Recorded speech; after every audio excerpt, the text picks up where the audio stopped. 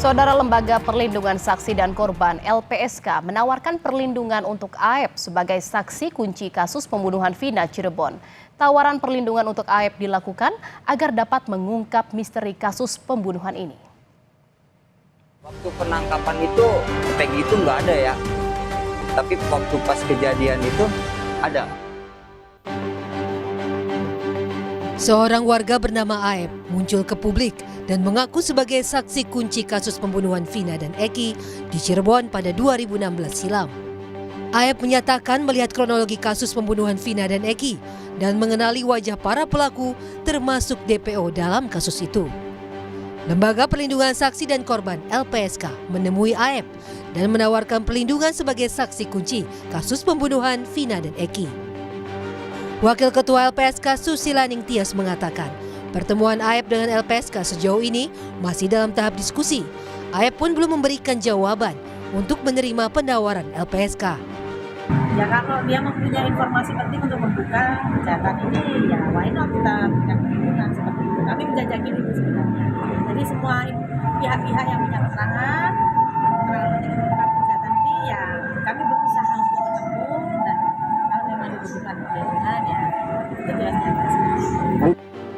Mantan Kabar Eskrim Komjen Purnawirawan Ito Sumardi meyakini jika Aep merupakan satu dari dua saksi kunci dalam kasus ini. Kesaksian Aep menjadi pengungkap kasus pembunuhan Vina dan Eki sehingga ditetapkan 8 terpidana dan 3 DPO. Namun, terkait ketidakhadiran Aep dalam persidangan, diakui Ito merupakan kewenangan hakim untuk melindungi saksi. Si dua orang saksi ini, saudara Aep dan saudara Vina, ini kan yang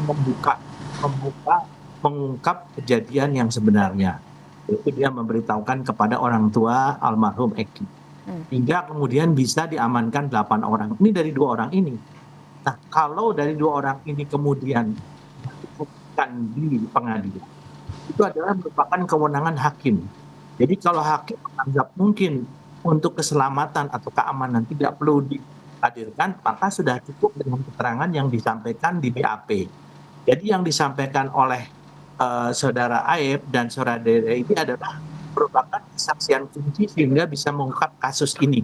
Karena tanpa kesaksian mereka berdua, tentunya kasus ini tidak akan mungkin bisa terungkap.